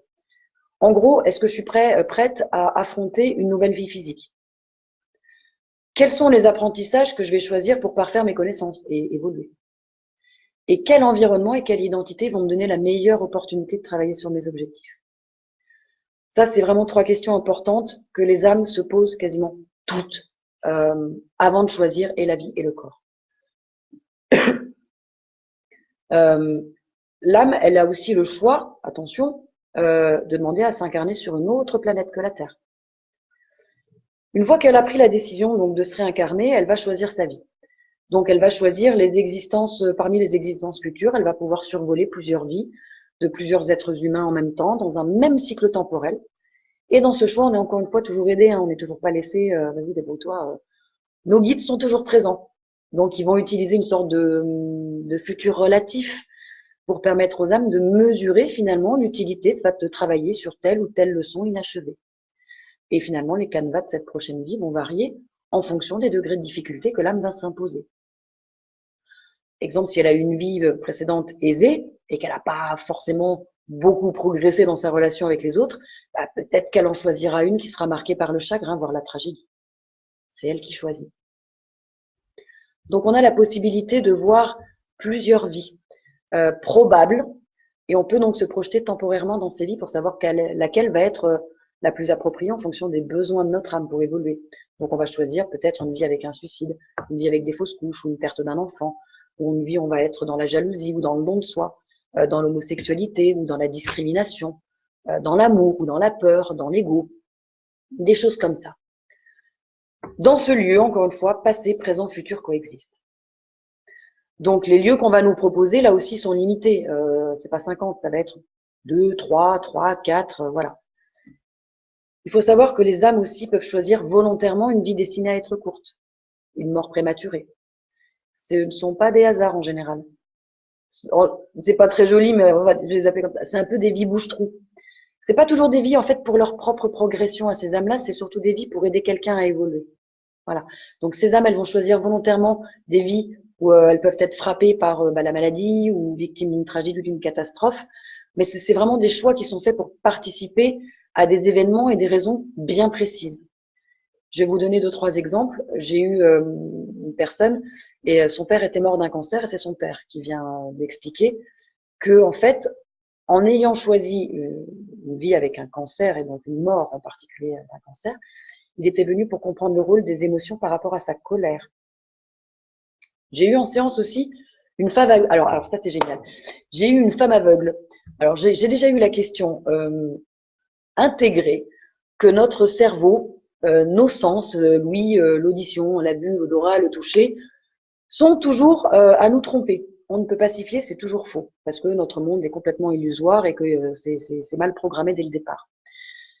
Donc ça arrive très fréquemment qu'en séance d'hypnose, par exemple, les gens pensent que leur premier sens, c'est la vue. Ben, c'est normal, c'est le premier truc quand même qu'on retient, qu'on voit. Bah, par exemple, non. Il y a des gens qui sont tout à fait voyants et en hypnose qui ne voient rien du tout. Et là, j'ai eu le cas d'une aveugle. Sauf que cette aveugle, elle voyait en hypnose spirituelle. Donc, on travaille sur sa séance et il y a une vieille femme qui vient lui expliquer que sa cécité, en fait, avait été un choix qu'elle avait fait dans cette vie-là. Parce qu'elle voulait apprendre à être forte, à être autonome. Elle vient apprendre, en fait, à surmonter, à transcender cette épreuve. Elle vient apprendre à s'aimer. Elle vient surtout prendre conscience de toutes ses capacités et de tout ce qu'elle peut faire seule. Et autre exemple que je voulais vous donner dans les choix de vie un peu pourris, de cette fille-là, ça a été magnifique. Cette fille, quand elle est venue, elle m'explique qu'elle a été violée par son père. Et son père vient en séance. Et il lui explique que ce sont en fait des âmes sœurs qui travaillent souvent ensemble, qui se connaissent donc très très bien. Ils se sont déjà incarnés 5-6 fois ensemble pour travailler. Et déjà, regardez les accords qu'ils ont passés, ils étaient maître-élève, dominant-dominé, parent-enfant. Et là, c'est donc son père qui l'a violé. Il lui explique que lui, il était venu apprendre à tout savoir, à tout contrôler, qui travaille le pouvoir. Et elle l'aide à travailler ça. Et en faisant ça, bah, finalement, elle apprend à se protéger, elle apprend à s'imposer. Il lui explique qu'il la renforce et qu'il l'aide dans ce travail, parce qu'il y a un vrai lien de fraternité entre tous les deux. En fait, il veut l'aider à niveler les écarts, les rapports de domination. Il l'aide à grandir. Il lui dit, il fallait un truc violent pour qu'elle évolue. Et il lui dit, c'est vrai que ça n'a pas été facile pour moi d'accepter ce rôle de violeur, parce que lui a déjà vécu des attouchements. Et quand elle lui a demandé de tenir ce rôle, il a pris le temps de la réflexion, parce que il savait, il l'a dit comme ça, que ce serait dur parce qu'elle se souviendrait pas de ce choix. Mais il a accepté parce qu'il voulait vraiment qu'elle réussisse. Donc elle a fait le choix, elle a demandé à son père, au niveau spirituel, hein, de la violer parce qu'elle était venue apprendre à avoir plus de force, plus de courage. Et il l'encourage en disant tu dois encore t'affirmer, mais tu t'en sors bien. Il y a encore un peu à travailler, mais il est optimiste. Tu vas y arriver, tu es sur la bonne voie. Il est fier parce qu'elle est capable. Donc, dans un premier temps, je vous le fais vite, mais au niveau terrestre, c'est un peu compliqué, mais au niveau spirituel, ça y est, hein, elle a tout posé, elle va super bien. Je vous dis pas que demain, elle va tomber dans les bras de son papounet en disant merci papa de m'avoir violé, c'est génial. Mais au niveau terrestre, euh, moi, je m'en occupe pas trop. Au niveau spirituel, c'est clair, c'est apaisé et tout ça. Voilà. Donc, le choix du lieu, le choix des événements, de la culture, de l'environnement, c'est ce qui arrive en premier quand on va élaborer notre vie future. Et la décision primordiale concerne vraiment derrière le choix d'un corps et des apprentissages possibles grâce à l'utilisation d'un cerveau. Donc, nouvelle étape, après avoir choisi finalement sa vie, on va choisir un corps. Le choix d'un nouveau corps, c'est un processus qui fait partie de ce qu'on va appeler l'étape de la sélection de la vie. C'est pas deux endroits et deux moments séparés. C'est au moment où on va choisir notre vie, on va choisir aussi le corps. Mais je voulais les distinguer dans l'explication. Donc là, on va vraiment se concentrer sur l'aspect physique qu'on va avoir dans la prochaine vie. Alors, on peut choisir un corps obèse, maigre, malade, en bonne santé, noir, blanc, vert, jaune, rouge, un corps d'homme, un corps de femme, on s'en fout. Mais ce choix est important parce qu'il va affecter notre expérience. Et en général, les âmes disent qu'il faut quand même beaucoup réfléchir à ce qu'on va choisir. Alors, petite réflexion philosophique au passage. Moi, ce que je trouve hallucinant, c'est que, sachant ça, ayant ça en séance, donc en gros, malgré le fait que les âmes connaissent à l'avance les caractéristiques de leur futur corps, 90% des hommes et des femmes sont insatisfaits de leur apparence. Et c'est là qu'on voit un petit peu le pouvoir de l'amnésie. Donc, en établissant finalement un stéréotype de la beauté, bah, en fait, la société, elle est à l'origine de beaucoup de tristesse. Et ceci dit, bah, cet obstacle fait aussi partie des leçons qu'une âme doit apprendre. Donc, je trouve que c'est quand même intéressant. J'ai aussi des personnes handicapées ou certaines personnes handicapées qui pensent que leur vie aurait pu être plus satisfaisante si elles n'avaient pas été victimes soit d'une erreur génétique, soit d'un accident. Encore une fois, désolé. Aussi dur que ça puisse paraître, il y a très très peu d'accidents ou des choses qui sont le fruit du hasard. Les âmes, elles choisissent pas un corps sans raison. Le fait d'être handicapé signifie pas forcément qu'on paye une dette karmique parce qu'on a infligé des blessures à quelqu'un d'autre. Non. Il y a une raison, il y a un choix derrière. L'âme choisit vraiment le corps avec qui elle veut s'associer au cours d'une vie. Et elle choisit aussi, attention, la personnalité, les traits de caractère. Tout ça pour qu'à un moment ce soit compatible avec les apprentissages spécifiques qu'elle veut faire. Exemple d'une âme qui était un peu inquiète, par exemple, qui peut être aussi plutôt énergique, eh ben elle pourrait peut-être vouloir s'unir avec un humain qui va être plutôt calme et plutôt impassible. Et puis à un moment, peut-être que cette âme, elle va pouvoir choisir dans une autre vie de s'unir à un humain qui va avoir un tempérament hyper nerveux, hyper agressif. Histoire de travailler, finalement, d'être en opposition avec ses tendances naturelles. Après, il faut savoir qu'en général, les âmes acceptent le corps qui leur est proposé dans la salle de sélection. Mais, encore une fois, le libre arbitre, on l'a partout, tout le temps, plein pot. Une âme peut refuser l'offre et même retarder son moment d'incarnation. Donc là, qu'est-ce que j'ai eu comme exemple au niveau du corps? Moi, en séance, j'ai eu un monsieur qui, quand il est arrivé dans mon cabinet, il payait pas de mine. Il était un peu maigre, un peu creusé, quoi. Et en hypnose spirituelle, il voit un gros corps obèse, quoi. Et je vous donne ces mots parce que c'est important. Il me dit, Burk, c'est sale, pas propre, il y a du laisser aller. Il y a quelqu'un qui tire sur ce gros. Le gros est blessé. Il me dit, c'est pas grave. De toute façon, il était juste gros et faible. Il pouvait pas avoir d'avenir. Il a eu un parcours de faible. Il n'en valait pas la peine. Ah, il meurt. Et là, on va sortir de son corps, évidemment, puisqu'il comprend à un moment que c'est lui dans une autre vie. Et on va travailler. Et là, lui d'une autre vie lui explique qu'il a choisi ce corps de gros pour faire face à la méchanceté et à la moquerie. J'ai choisi ça parce que ça en imposait. Il était sûr qu'avec ce corps, on le verrait. Il lui a dit comme ça, j'ai pas fait les choses à moitié, hein. J'ai bien choisi. Et c'est là que mon client il se rend compte qu'en fait, il a énormément de volonté et de courage et qu'il est super fort. Et mon client se met à pleurer parce que du coup, il comprend lui aussi d'ailleurs qu'il est quelqu'un de bien et qu'il a déjà tout. J'ai eu une autre cliente, alors ça c'était génial, c'est une dame avec une obésité morbide qui était venue complètement pour autre chose. Et puis avant la séance, on papote évidemment, puis à un moment, on part pour la séance, là je sais plus quoi, je sais plus, une vie antérieure, son guide, voilà. Et puis tout d'un coup, avec son guide, on tourne un petit peu en rond, j'entends, il me donne de la force, il me renforce, il est là. Évidemment, je fais attention pour pas influencer et pas biaiser la question, mais je lui fais, mais est-ce que c'est pour ça que vous avez ce corps-là? Alors j'adore parce que très souvent, quand on est au niveau spirituel, ça n'a rien à voir avec le niveau terrestre. Elle prend une voix sèche et comme si elle me cassait, elle me prend de haut en me disant, non, j'ai choisi ce corps pour travailler le mental. Et je me disais aussi, pourquoi d'autre? Elle me fait, pour attirer les personnes autrement que par le physique. Ok. Est-ce que ça veut dire que vous avez eu d'autres vies, vous avez été plutôt séductrice, avec des physiques aguicheurs, en fait. Et là, elle voulait trouver quelqu'un qui s'arrête pas à l'apparence et qui aille vraiment chercher profondément, derrière toutes ces couches, ce qu'elle est vraiment. Donc là aussi, on peut faire une petite réflexion philosophico-sociétale. On nous pousse à être maigre, mince, à faire des régimes. Moi, je dis pas non, mais je dis pas oui à 100%. Une dame comme ça, par exemple, avec son obésité morbide, on n'en a pas parlé parce que c'était pas le sujet avec elle, mais je crois foncièrement que ça ne sert à rien et que ça ne sert à rien qu'on lui dise qu'elle aille faire des régimes. Elle a fait un choix. Donc elle pourra faire tous les régimes qu'elle veut, elle aura toujours cette obésité morbide. Il faut faire attention, hein, encore une fois, quand on voit les gens.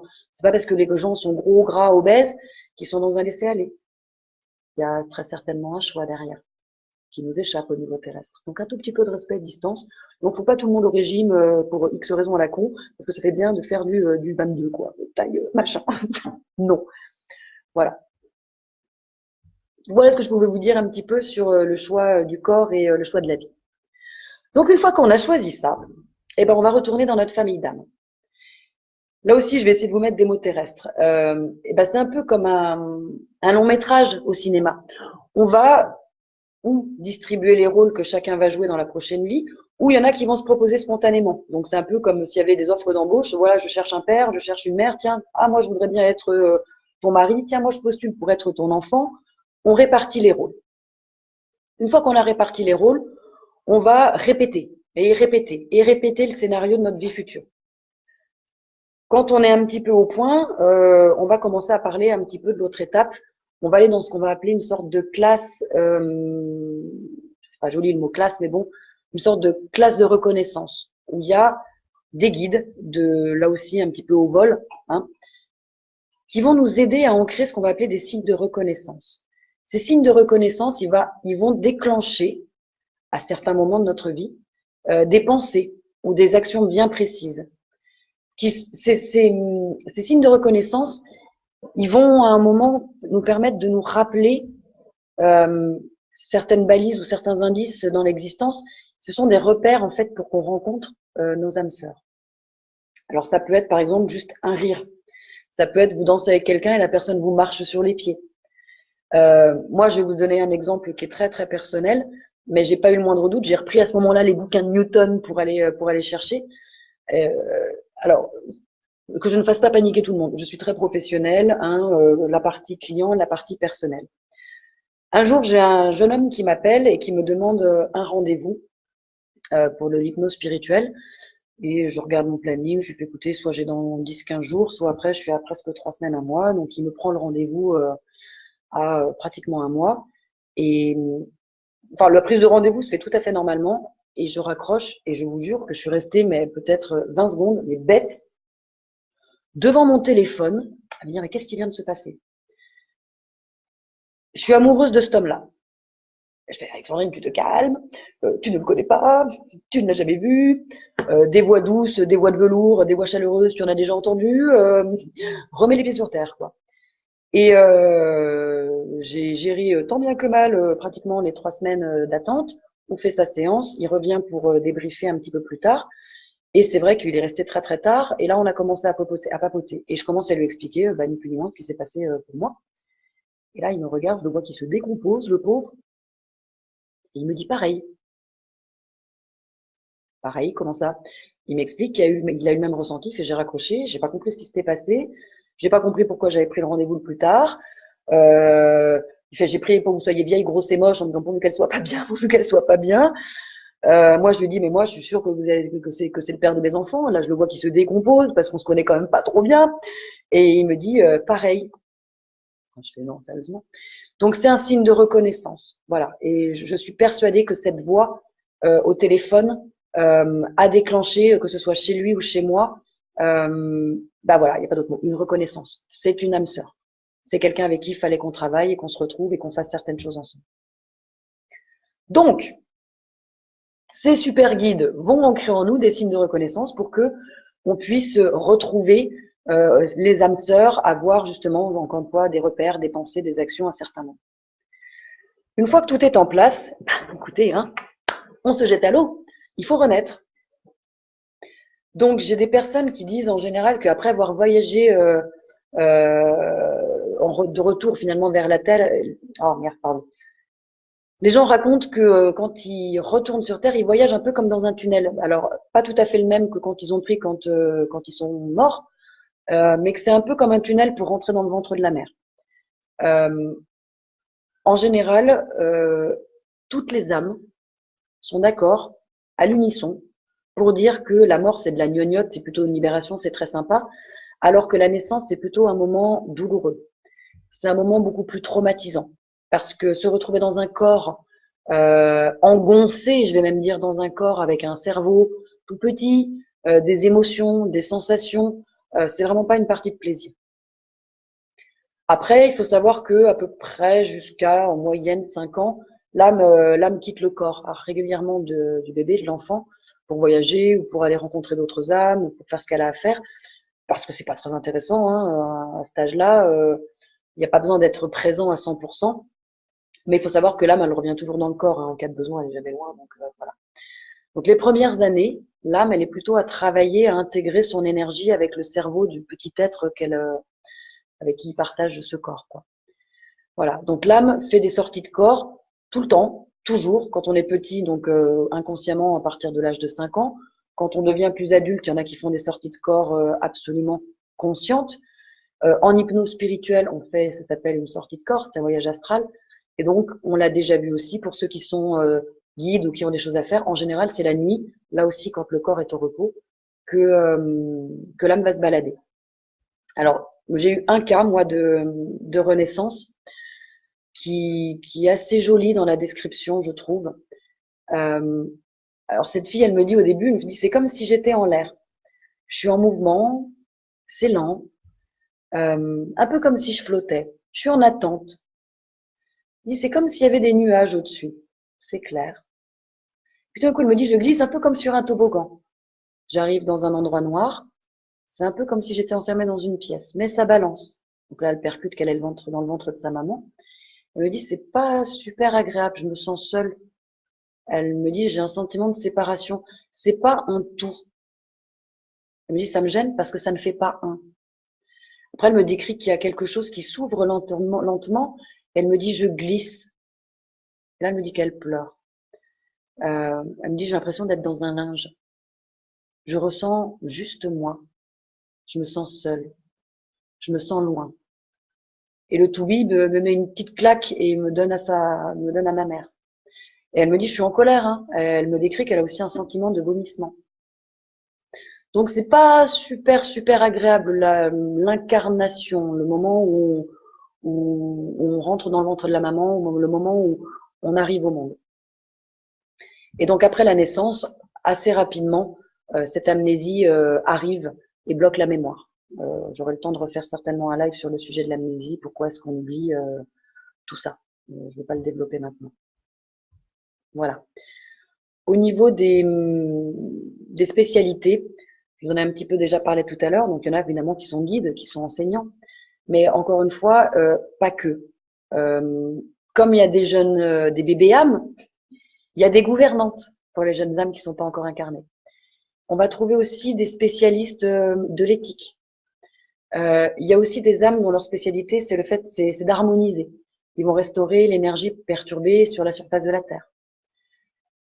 Il y a aussi ce qu'on va appeler des maîtres de la création. Donc, ils vont créer au départ peut-être des objets inanimés, puis des objets animés, des petits plans d'eau, des animaux, des climats, des atmosphères. Il y en a qui vont jusqu'à créer donc des planètes et des galaxies. Il y a aussi les explorateurs. Et moi, je vais vous donner deux spécialités que j'ai eues, entre autres donc un explorateur, c'est un monsieur qui découvre, donc en fait, il voyage. Ils sont 15 dans son groupe d'âmes à travailler ensemble, à explorer des mondes, à observer simplement la vie sur des planètes, mais ils s'y incarnent pas. Lui, il observe et il ressent les mouvements de masse dans le but d'apprendre à créer. En gros, c'est un étudiant. Et à partir des sons, à partir des vibrations, il va pouvoir créer de la substance, de la matière. Donc, il manipule de l'énergie pour créer. Et il dit qu'à son niveau, il commence déjà à créer des choses inanimées comme des roches, et puis quelques petites choses animées, évidemment, si ça ne nuit pas. Après, j'en ai une autre. Elle, c'était très jolie. Elle surveille en fait les vies dans des petites sphères sur des étagères. Elle m'explique qu'elle gère les plans astraux. En fait, elle fait les départs et les arrivées des âmes. Elle m'explique qu'elle a un cahier avec des dates de naissance et de mort, et que quand ils partent avant, c'est indiqué en rouge. Et à ce moment-là, elle va décider aussi quand envoyer les guides en cas de besoin. Elle m'explique que quand les gens vont pour s'incarner, il y a donc un tunnel lumineux qui descend et elle, son rôle, c'est de leur faire un petit baiser sur le front pour les encourager. Entre-temps, elle surveille tout ce qui se passe et être sûre que ça correspond bien au choix de vie. Après, elle explique que même si tout est programmé, avec le libre arbitre, on peut quand même s'écarter. Du coup, il faut intervenir. Et c'est elle qui décide donc si elle envoie les guides ou pas pour aider. Voilà un petit peu ce que je pouvais vous dire sur l'entre-deux-vie, sur le voyage de l'âme après la mort, entre la mort physique et une réincarnation. En tout cas, pour moi, ce qui sort régulièrement en hypnose, et ça va être un petit peu ma phrase de conclusion, aux yeux d'une personne qui est en état hypnotique, c'est très clairement le monde spirituel, le monde éternel, comme ça, qui constitue la réalité, alors que tout le reste n'est qu'une illusion. Cette illusion est créée à diverses fins, on aura le temps d'en reparler, mais vraiment, il faut l'entendre que le monde spirituel, c'est la réalité. Tout le reste n'est qu'une illusion. Voilà. Si vous avez quelques questions, n'hésitez pas à les poser. J'en ai déjà relevé quelques-unes qu'on m'avait demandé.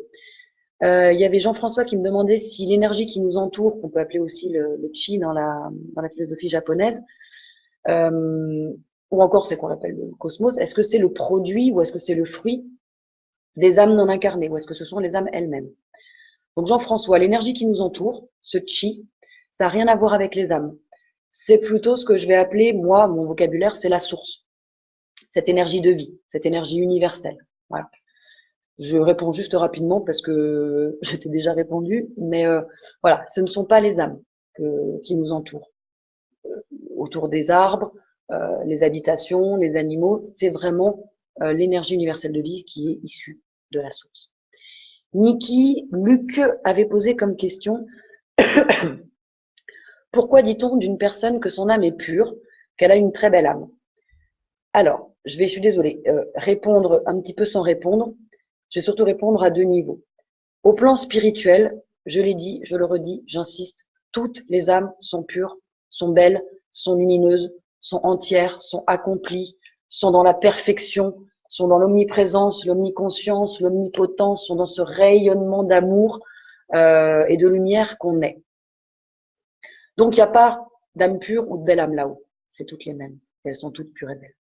Par contre, au plan terrestre, je pense, c'est mon opinion personnelle, quand on parle d'une âme pure, quand on parle d'une belle âme, je pense que ça fait vraiment beaucoup plus référence aux qualités humaines. Dire que la personne est une belle âme, on va parler de quelqu'un qui est dans l'empathie, qui est dans la compassion, qui va être dans l'écoute, qui va être dans l'aide, qui va être dans le respect, qui va être dans l'amour. C'est très différent. Encore une fois, je fais toujours attention, moi, quand je parle aux gens, de parler au plan terrestre et au plan spirituel. Donc, au plan terrestre, une belle âme, pour moi, c'est ça. C'est quelqu'un qui transcende ses épreuves, qui est toujours dans cet amour, qui est toujours dans ce partage, alors qu'au plan spirituel, ça n'existe pas une âme pure différente d'une autre âme qui serait plus ou moins belle qu'une autre. On est tous identiques, on est tous déjà ça. Voilà. On est tous déjà cette lumière. Voilà. Waouh, j'ai plein de petits trucs qui montent, des petits points, des petits cœurs. Merci à vous. Est-ce que vous avez des questions? Parce que si vous les écrivez, je suis désolée, j'ai plus rien qui défile depuis un bon moment. Et si ça marche, merci de me faire un petit coucou. Ou est-ce que ça a bugué en cours de route? Je sais pas. Bon, si ça bug et que j'ai personne qui me réponde, vous pouvez me les mettre en MP ou vous pouvez me les mettre à la suite des petits posts que je mets sur mon mur. J'y répondrai ou en privé ou je prendrai le temps en tout cas de répondre. Je vois des petits cœurs mais je vois pas de commentaires. Je suis trop désolée. Mince, moi qui avais encore espéré un live interactif. Bon, en tout cas, j'espère que ça vous parle, que ça vous rassure un petit peu parce que la mort a vraiment rien. Merci à vous tous. Que ça vous rassure un petit peu parce que ce monde invisible, et j'aime pas ni le au-delà, ni les en haut, en bas ou quoi que ce soit, pour moi il n'y a pas de base astrale, il est simplement au-delà de nos sens, ce monde-là, encore une fois, est juste magnifique. Euh, Très, très dans l'amour, très dans l'accompagnement, très dans l'entraide, le respect, et il n'y a absolument aucune raison d'en avoir peur. Moi, j'ai eu, il n'y a pas si longtemps que ça, une dame qui m'a un peu agressée en me disant, ouah, quand vous faites de l'hypnose spirituelle, vous vous protégez comment? Je la regarde, ouah, mais moi, en hypnose spirituelle, je me protège pas. Enfin, mais il y a toujours plein de trucs horribles, ça ouvre des portes. J'ai fait non. Les connexions sont tellement hautes, les vibrations sont tellement pures, les êtres qui viennent sont tellement magnifiques. Mais non, il n'y a rien du bas astral, il n'y a pas d'entités qui viennent dégueulasses pour vous sauter dessus et vous faire peur. C'est vraiment d'une pureté magnifique. Et encore une fois, très rassurant. Après, j'aurais peut-être pas le même discours quand je fais un dégagement d'entité ou quand je fais un soin énergétique.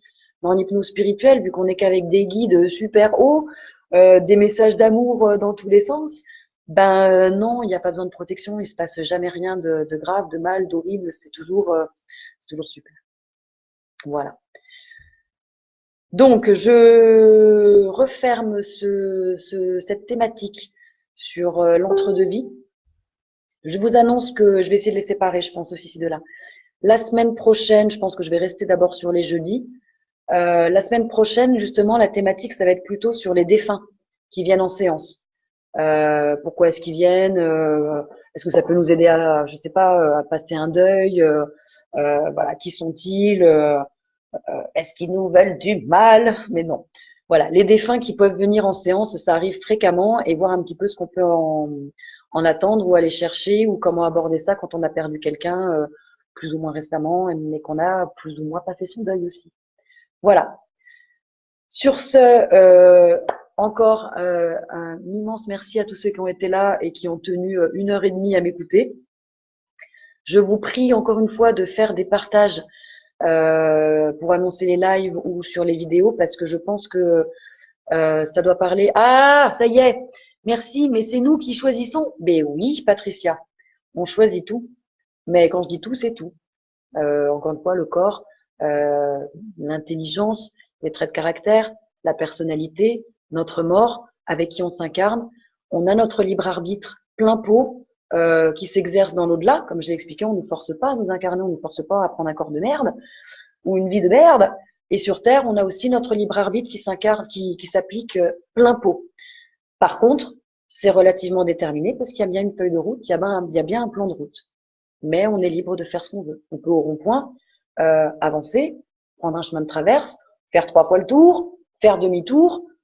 On a notre libre arbitre dans un déterminisme constant. Ah mince, je vois des bonjours, Mamie Eva.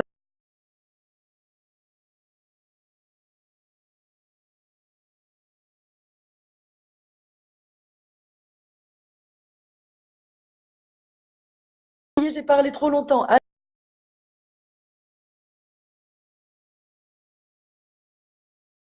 J'ai parlé à certains.